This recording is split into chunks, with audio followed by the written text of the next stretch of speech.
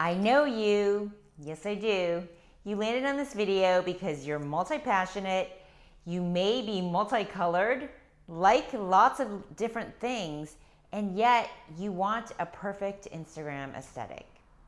What's a girl to do? Because everybody's talking about you have to have a gray theme, a pink theme, a white theme, and you just want to be you. So don't worry, because I've got your back. I call being multi-passionate eclectic, because that's what we are. We're creative, eclectic. We like a lot of different things. But, when you understand how something looks good together, you can have all of those things and still be cohesive and consistent. The two most important things that you need for your Instagram perfect eclectic feed. So I'm going to go into a lot of depth on how to edit, how to plan out your feed. And if you dive down into the article right below this video, you'll find a lot of terms and different things that you need to understand in order to build your perfect feed. So first of all, let's just get focused on what is cohesiveness. Cohesiveness is when you have a very unique look. And on Instagram, that look is made up of 12 photos. So if you look at your Instagram page, if you open it up right now, you'll see that you have 12 photos. And those photos need to represent what it is you do, what it is that you're trying to not promote and sell, but what is it about you that portrays the lifestyle of the person, the follower that you want to attract. So if you have a business or you have a blog, you have a specific area of expertise.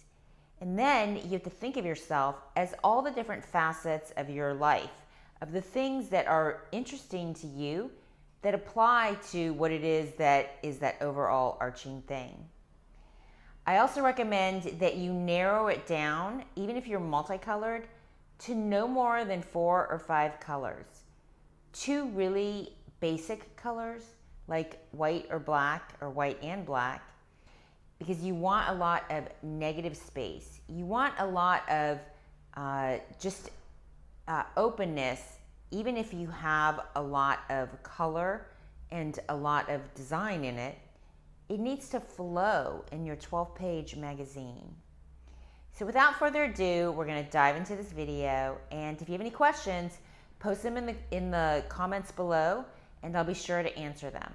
Alright guys, so I thought I would show you some editing tools for Instagram, and we're going to dive into my favorite app, which you all need to download if you really want to master Instagram, and that would be VSCO, it's VSCO, Facetune, and Snapseed. I'll list a bunch of others. There's Afterlight, Darkroom, and all of that, but I want to keep this basic so you can start getting on the right track with your editing.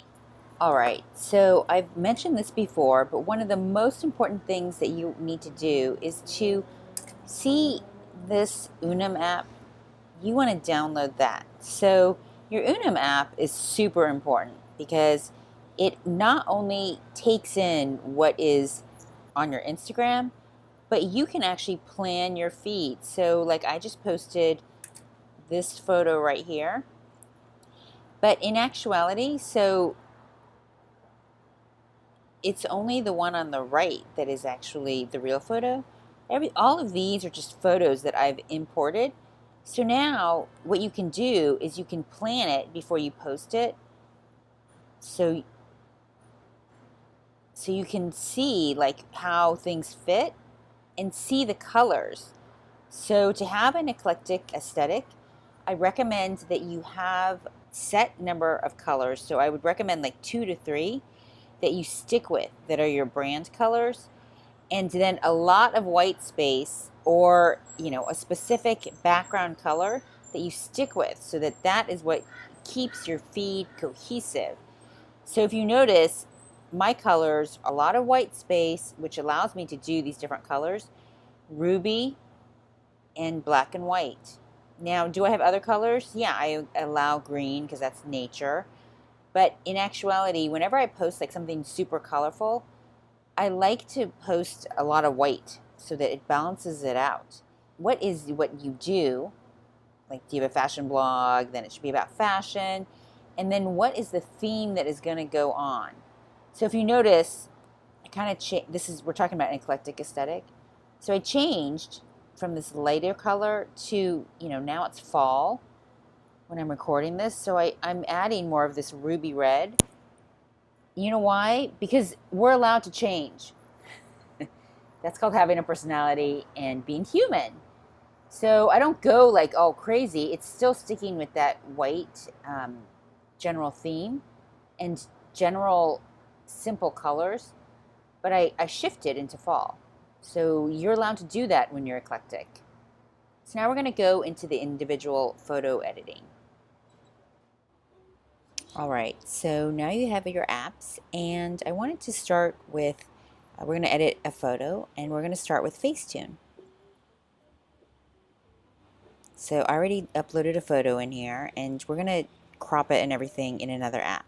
But for now, I just want to get into the basic editing. So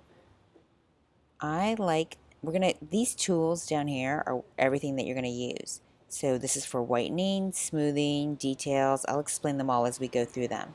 So I like to run over my skin with the smoothing tool. Now the smoothing tool will help you get rid of any of those tiny imperfections, smooth it all out so that the color actually blends better. It gets rid of little pixels if you didn't take a quality photo.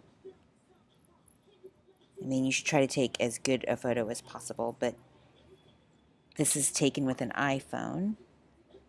So you just kind of smooth away all the imperfections.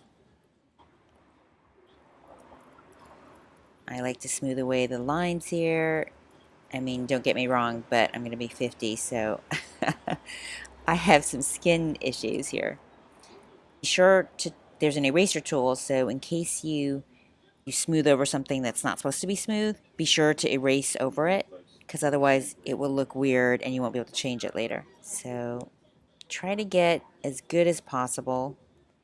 Now, there's a double smoother, so like my hands are really veiny, which I don't like, so I like to double smooth over it so they look less veiny.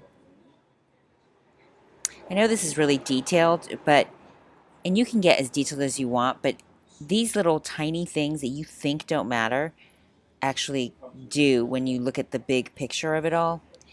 This is an excellent tool. It's called ironing with your smoothing tool.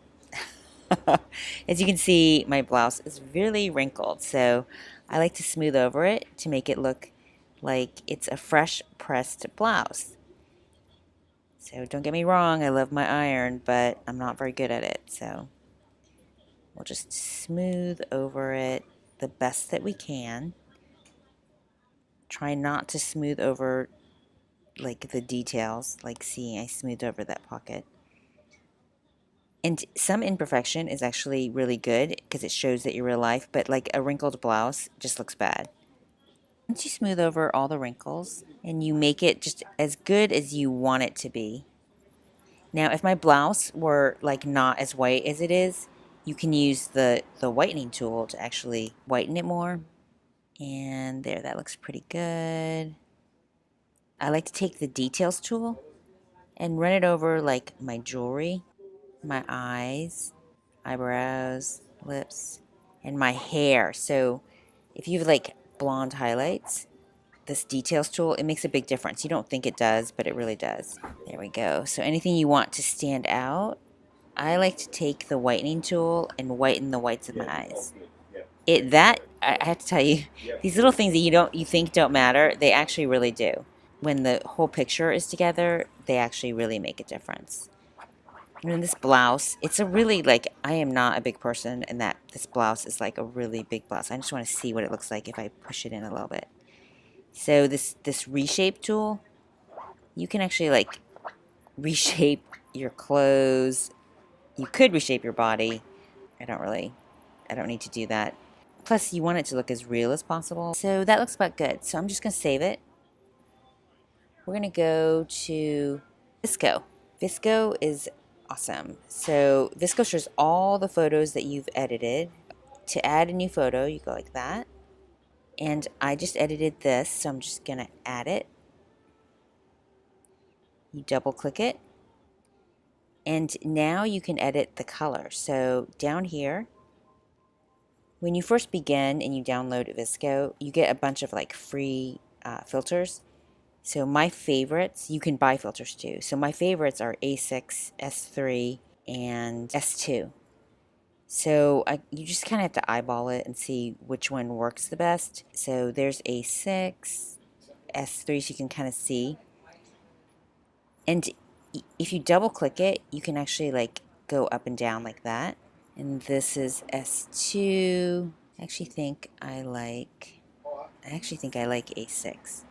So, and I like it and it's full force. So then you go to the line tool. You can adjust the exposure. So I like to brighten it. So I have a very bright feed depending on your feed. I'm going to up the contrast. So if you bump up the contrast, the photo will pop more. Then cropping. So because this is for Instagram, if you don't crop it correctly, it will, when you post it, it will be weird. You can actually, so you can straighten it, which will actually make you bigger. So because I took this photo kind of crooked, it actually may look better if I straighten it. Then I have to recrop it. I kind of like those stairs down there. All right, so that looks about good. And then you can go into the sharpen. So I like to sharpen it just a little bit. If you sharpen it too much, it'll look grainy. Saturation. So saturation will actually, if you do too much, it will make you look ruddy. So I actually don't want any saturation. Highlights, I like to do like a little bit. I don't normally touch the shadows.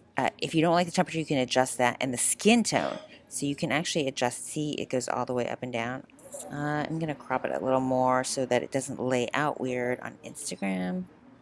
And there you go. So now I have an edited photo. Save it up here.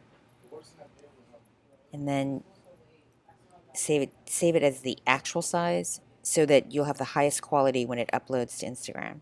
Now, how do I use Snapseed? I want to show you Snapseed.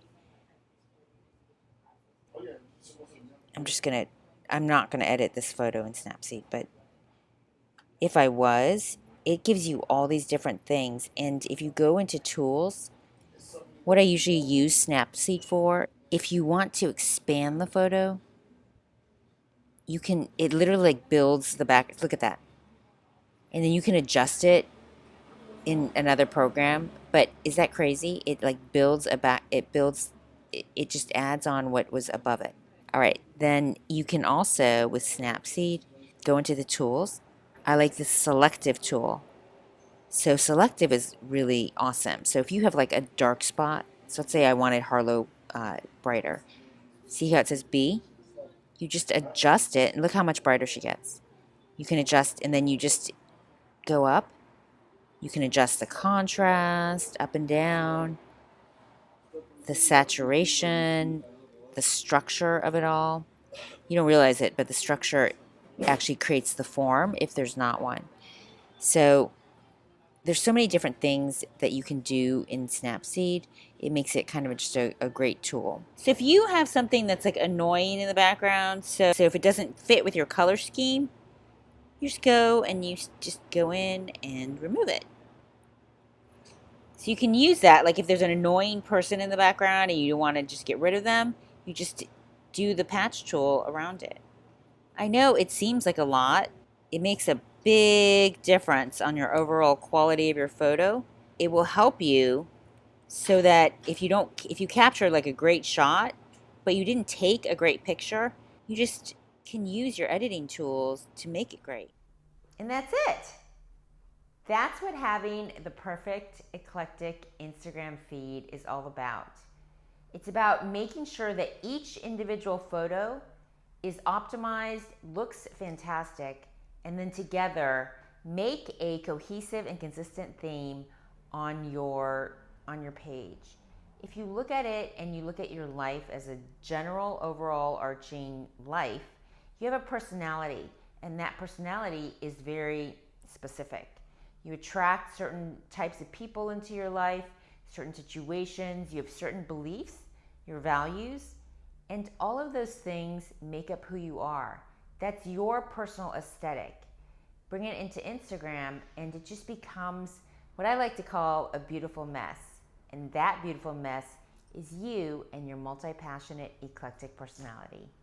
So if you have any questions, please feel free to comment below. I will answer any questions that you have. Tell me your next steps of how you have an Instagram feed, and be sure to put your Instagram handle so I can follow you there. And if you like this video, please subscribe to this channel and actually like it to show me that you want more of these types of videos. Thank you so much for watching, and I'll see you soon.